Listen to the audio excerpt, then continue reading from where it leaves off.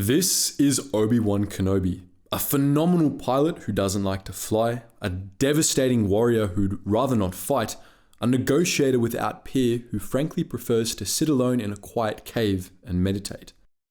Jedi Master, General in the Grand Army of the Republic, member of the Jedi Council, and yet, inside, he feels like he's none of those things. This passage from the Revenge of the Sith novelization perfectly outlines the character of everyone's favorite Jedi Master. Our beloved Space Jesus was a man of many talents, but he was usually rather loath to exercise them, preferring to settle matters as simply as possible. This earned him a reputation for being a bit of a softie, especially on the battlefield. This couldn't have been further from the truth, however. As stated in the aforementioned passage, Kenobi was a devastating warrior and a cunning tactician, and on the battlefield, he was a lot colder than you might expect.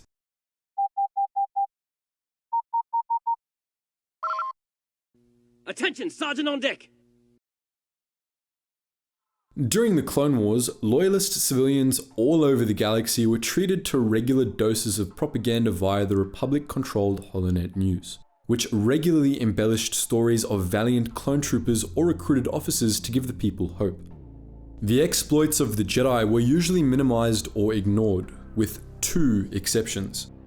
Obi-Wan Kenobi and Anakin Skywalker, in contrast to most Jedi, were given wall-to-wall coverage, with newscasters breathlessly reporting every little thing they got up to. Over the course of the war, they became celebrities with exaggerated personas, propaganda tools so effective that, to quote the Revenge of the Sith novelization again, younglings followed as if they were sports heroes instead of warriors. The two Jedi were usually referred to as a single unit, so much so that the phrase Kenobi and Skywalker practically became a single word in common parlance. But the HoloNet also constructed legends for each of them, often emphasizing how different they were from each other. The HoloNet often referred to Obi-Wan Kenobi as the Negotiator, a nom de guerre that emphasized Kenobi's legendary diplomatic capabilities. He was depicted as cool and composed, a remarkably balanced man who, while capable in combat, was capable of ending battles without firing a single shot. Of course, this was just how Republic propaganda described Kenobi. There was a fair bit of truth to it, but as you might expect, it was oversimplified and exaggerated. General Kenobi did prefer negotiation to fighting, and he was indeed an incredibly skilled diplomat.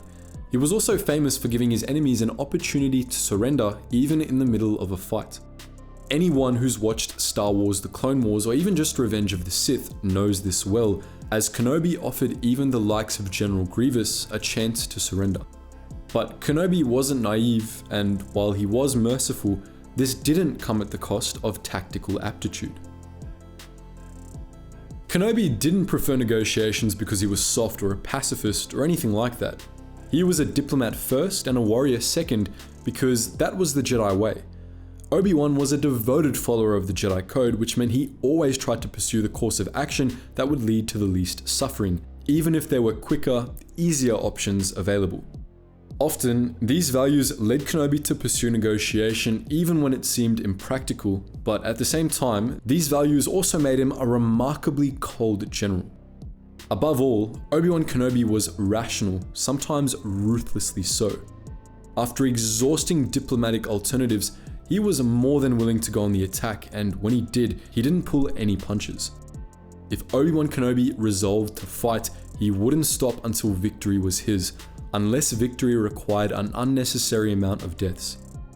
Additionally, Kenobi didn't hesitate to make sacrifices on the battlefield, even though he usually tried to keep as many of his clones alive as possible. He was no stranger to hard calls, and he always made them with the decisive calm of a true Jedi Master. As an example of this, let's look at a somewhat obscure but fairly important Clone Wars battle, the Battle of Zadja. On Zadja, a frigid ice planet in the Siskiyne Theater, General Kenobi and Commander Skywalker led the Third System's army in a massive ground assault against a remote Geonosian colony, which housed a crucial droid factory. In reality, this assault was a ruse. While Kenobi kept the droid army occupied on the surface, he sent Jedi Padawan Tono into the factory to destroy it from the inside. Both Tono and Kenobi knew in advance that this was likely a suicide mission, and indeed, Tono perished during the battle. But her sacrifice helped destroy the factory, dealing a serious blow to the Separatist war effort and winning the battle. While soon-to-be Jedi Knight Anakin Skywalker was uncomfortable about how Tono had thrown away her life, Kenobi had no compunctions about it. Tono had played her part willingly, and Kenobi accepted that she had done what was necessary to win the battle with minimal casualties. This might seem uncharacteristic for Kenobi, though it's anything but.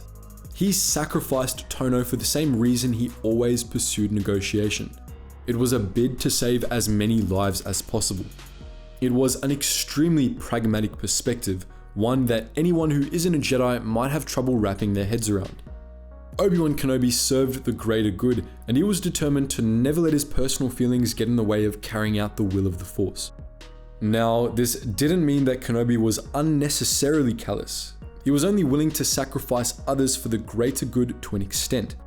In the Battle of Jabim, for example, he outright rejected the suggestion of assassinating the planet's political leaders to destabilize the Jabimi nationalists, deeming it a bridge too far. Kenobi hated taking lives, even the lives of his enemies. Still, whenever he believed he had no choice, he did what needed to be done.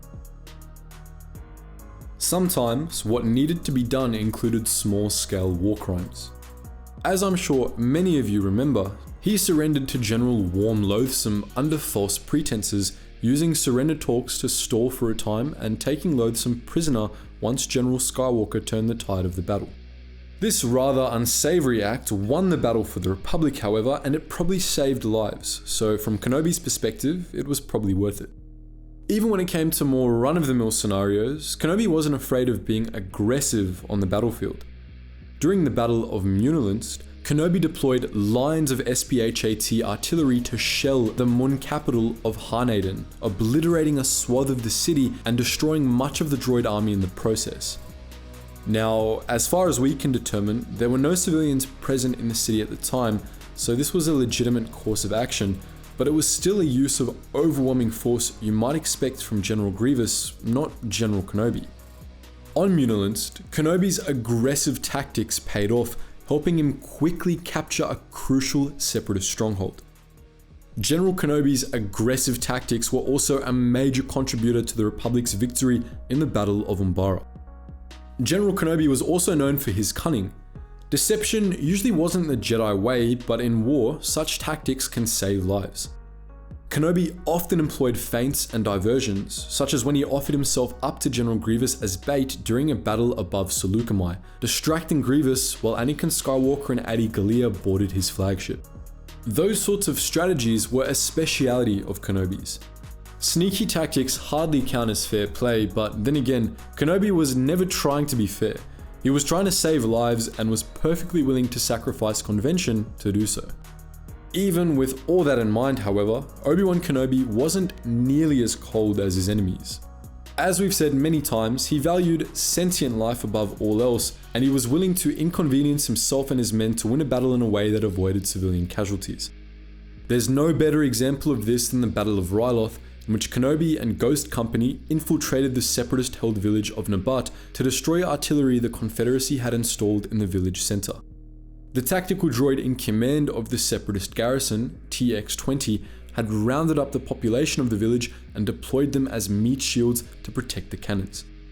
A more callous man than Kenobi might have bombed the city center anyway, killing the hostages to destroy the cannons. Instead, Kenobi risked his life on an infiltration mission, forbidding his troops from killing civilians or even damaging their homes if it could be avoided. These sorts of roundabout tactics were what recruited officers like Wilf Tarkin hated the Jedi for, but they paid off. In Nabat, Kenobi managed to save the civilian population and destroy the cannons. In war, it can be tempting for commanders to make moral shortcuts in the pursuit of easy victories, but Obi-Wan Kenobi overcame such temptations. Even though he was a colder tactician than many of us realize, he was still a Jedi and he never compromised his Jedi ideals. But what do you think? Are there other Star Wars characters you'd like us to assess in this way? Let us know your thoughts in the comments section below, which characters you'd like, and as always guys, thank you so much for watching and I hope to see you in the next video.